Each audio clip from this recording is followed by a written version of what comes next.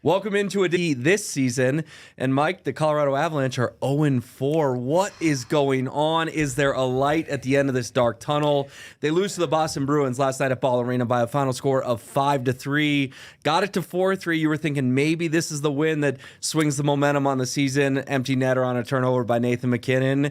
And the Avs are 0-4 for the first time in more than 25 years. Will, this is the one of the four that bothers me the most, that I think sends up the most red flags for me, because this was a game, and I'm hearing this from a lot of Avalanche apologists. Well, they're just missing so many guys, and look at this roster.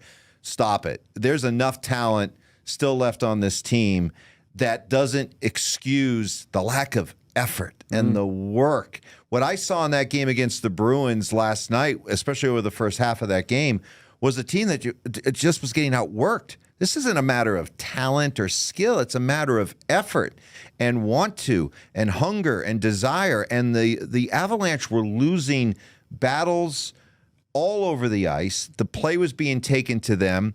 And this, to me, is real concerning, because you would think that the best way to work your way out of a slump is to work your way out of a slump. Right. And that was a team that just wasn't making the effort, didn't show any kind of hunger until the second half of the game. But what takes so long? Well, and what scared me too, Mike, I'm glad you said effort, because when they went down 4-1 on the 2 goals in 13 seconds, I tweeted, this looks like a team playing in a men's league on a Wednesday night, not in the NHL. It was just guys going through the motion.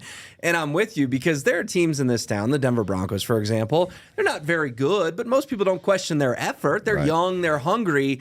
The Avalanche look like a team right now that is content with their one Stanley Cup ring and thinks they can just roll out of bed these first 2 months of the season, win 15 games, lose 5, and be in fine shape. You and I, in this very first edition of this podcast, talked about, hey, they may be 500 at Christmas. Well, all of a sudden, they got a hole to dig out of to get to 500 at Christmas. Did you think with the Avs that is there a sense of contentness that, hey, we're just so good, we can roll out there and win games? And are they getting smacked in the mouth early in the season? No, I don't think it's a sense of overconfidence, because there's too many proven veterans with a lot of pride on that team. And so for them to come out and play the way that they did, that speaks to me that there's something else going on, that it's either a team that is distracted. And I talked about distractions here on this podcast, the idea that there's a lot of stuff happening with this team that you wonder where the collective focus is. And the other thing too, and I'm going to say it again, and I brought it up on our show this morning with Stokely and Stink, is the idea that if this continues, watch out for Jared Bednar and his job security. And this is by no means, I don't want anybody to take this as I'm blaming this on Jared Bednar. All I'm saying is that eventually the message gets stale, even for the most successful coaches out there. And one thing I know about the NHL is that no sport likes to scapegoat and churn and burn through their coaches more than the NHL. So if this continues, this sort of lethargic, unfocused type play, this could land right on Jared Bednar's head. But I want to stress, because it's so easy to say, well, they're missing key guys. Let's blame it all on Alexandar Georgiev. You got to stop. You got to stop, because when that game became 4-1 last night, it easily could have been 6-1 if not for the player Georgiev. We got to stop putting all this on Georgiev. There are all kinds of messy fingerprints on what's going on with the Avs right now. Yeah, and it's interesting you bring up Bednar, because remember, the Oilers made a coaching change like 15 games into last season. And what happened? They were 1 goal away from winning the Stanley Cup. They made it to Game 7 of the final against the Florida Panthers. I had that thought come across my mind too. I almost put it on social media, and then I'm like, I don't want the hate in my replies, because I feel the same way you do. This isn't either of us sitting here saying, you got to fire Jared Bednar. It's you and I saying, if this continues to go this poorly, that is unfortunately a possibility. Well, and think about what Bednar did yesterday. He mixed up the lines, right? After the game, he was asked why, and he said, I wanted to get a forechecking element on every line. I didn't want just skill guys together. I wanted to make sure there was a forechecker on with the skill. Now, as the game went along and they had to try to get back in the game, he went with more skilled combinations. But isn't it telling that his motive for mixing up the lines the way he did was to put a forechecker, a worker, somebody who was going to bring effort to the line mixed up with the skill guys. Almost like telling the skill guys, hey, I need more work from you. It's a great point because honestly, Mike, I was having trouble keeping up with the line combinations during that game. You know, everyone loves who's on what line, and you see the opening lines, and it's this hodgepodge and this shuffling, and then honestly, shift after shift, I was like, wait, he's playing with him now? Like, you're right. It was a conscious effort by Bednar, and it doesn't feel panicky. I think it's too early to call it panicky, but it does feel urgent, sense of urgency that at least the head coach has. Maybe his players don't have, but you're not mixing up the lines that much unless you're desperate for 2 points. And unfortunately,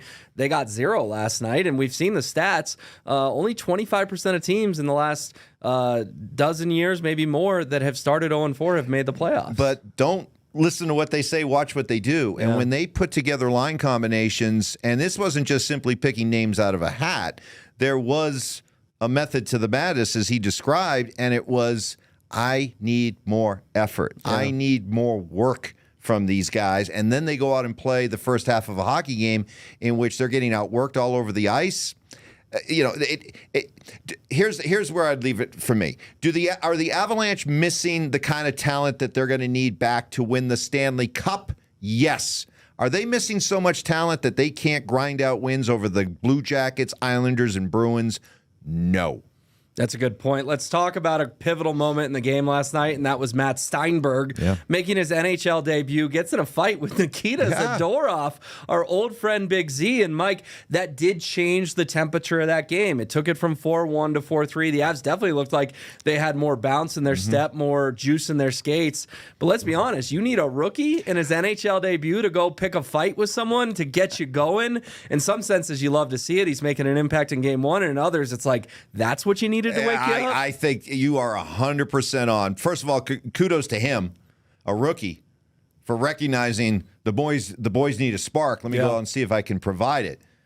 But the negative to that is the rookie thought that he had to go out and create that kind of spark. Come on. I mean, you got guys all up and down that bench that should have been able to understand that and fulfill that role. Why are you leaving it to the rookie? And what's going on with Cale Makar right now? I know he had the goal last night. Nice snipe shot, but Cale doesn't look like himself. Is that simply Devontae's isn't out there? Like, his buddy's not out there, his line mate's not out there. We know Cale took responsibility for 3 or 4 goals against the Islanders. But even when I was watching last night, 8 didn't look like 8, Mike. There's something odd with him early in the season. Yeah, and you had him passing up a shot, a juicy shot attempt. Sammy Girard did the same thing.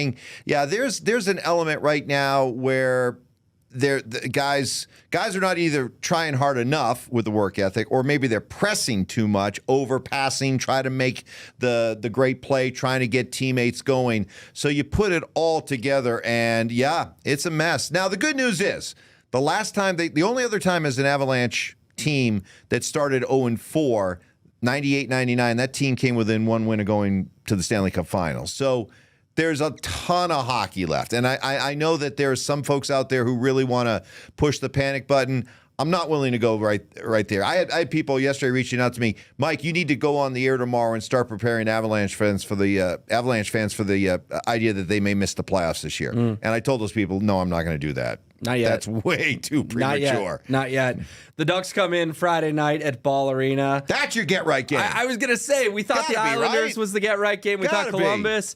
I'm not going to sit here and pretend like I can really break down everything on Anaheim. Our old friend Troy Terry, DU star with the Ducks. But that does feel like the game that, honestly, Mike, they need a laugher, right? Like if they could just win, anyone's going to say, we'll take a win, we'll take 2 points. But you want to win 7-1, that may just kind of release the tension. I don't know, Will. I think when you're in this kind of a slump, this kind of a funk, I don't think it's a quick blowout laugher and you're out of it. I think it's one of those things you got to sort of grind your way out, maybe even win a couple of ugly games to start to turn the tide. It's Anaheim, though. Or is it Los Angeles? No, it's Anaheim. It's Anaheim. But Columbus a couple days ago. It was. I mean, you touche. A lot of Boston fans at Ball Arena last night as well. Yeah, that happens every year. Yeah, but hey, listen. Kudos to all the Avalanche fans out there who decided making a quick buck was more important than going to see a good hockey game. But yeah, nothing better than seeing the lower bowl just dominated by opposing fans. I know. I don't like it either, but if I could cash in on an 0-3 team that went to 0-4, hard to blame it. Hard to tell people what to do with their money. But I see what you're saying. They need to win Friday night, folks. That's the bottom line. They need to win. Can't let this thing bleed to 0-5. It is early. We can always say it's early, but at some point you got to start stacking 2 points, 4 points, 6 points. We'll see if they can do it. For Mike Evans, I'm Will Peterson. Thanks for tuning in to Mile High Hockey. We'll be back next week, hopefully talking about an Avs team, maybe on a mini 2-game winning streak.